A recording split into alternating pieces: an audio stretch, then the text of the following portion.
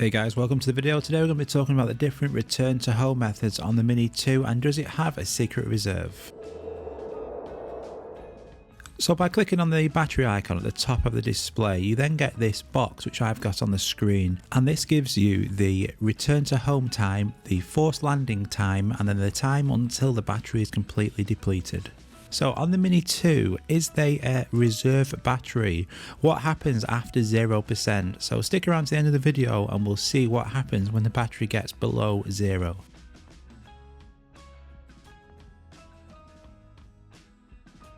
So right now I've got 29% battery, which is just over 5 minutes until the return to home will come on, and that will automatically bring the drone back to you. So when you're like this, you can continue flying, you can get those photos and videos that you need to get, but be aware that these are just estimates. They can change a lot, so do be prepared to get that drone back to you quickly. Don't be too far out when you're going to be getting low battery, especially like this. I'm going to speed this up again and then we'll come back to the video when that battery is approaching the 20% mark. So when I mentioned before that these are just estimates, take a look at that. So let's say now I've got 2 minutes 44 until the return to home will come on, but as I'm continuing to fly, that just changes rapidly to 0.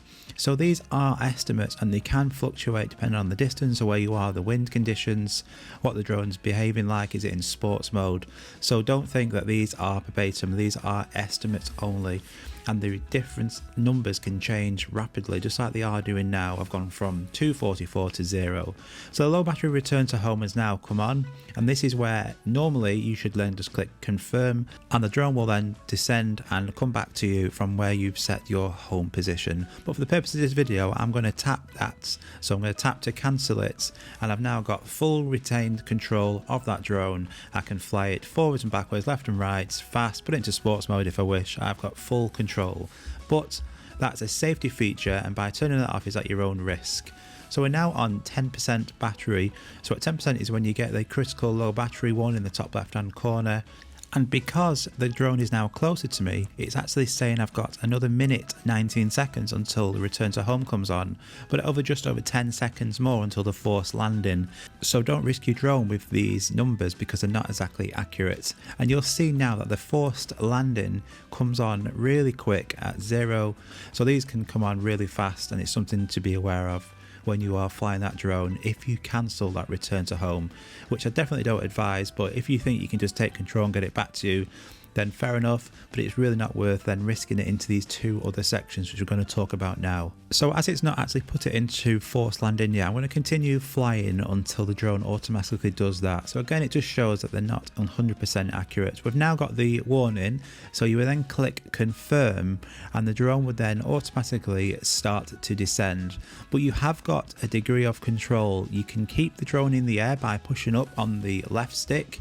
You can just release the left stick and the drone will land in its position, but it gives you that flexibility. So there I'm over gravel, so I can decide, right, I'm going to fly it over here a bit, put it to the left or the right hand side. No, actually I'll continue going. So what it does is gives you options of where to land, and you've got those options in this mode. Whereas if you don't do that, what we're going to talk about now is the reserve. So if you continue to ignore that, you've got an extra 38 seconds of reserve battery in the example I'm showing you now. If you're further away, that's going to be less. If it's windy, it's going to be less. So it really doesn't give you a lot of options whatsoever. And also the difference is when you are below 0%, the drone just comes down fast and unpredictable, so it can cause damage to the drone and to the battery by depleting it this much. So I've seen several videos saying that the Mini 2 has a secret reserve and you can continue flying, but I really do not advise it. And I hope this video gets out to lots of people to show you that even if it's an extra 30 seconds or a minute, it is not worth knackering up your drone for the sake of a few extra seconds. So let's see just how long you actually get. So we're still in that forced landing mode. It's saying now that the battery is 0% fully depleted.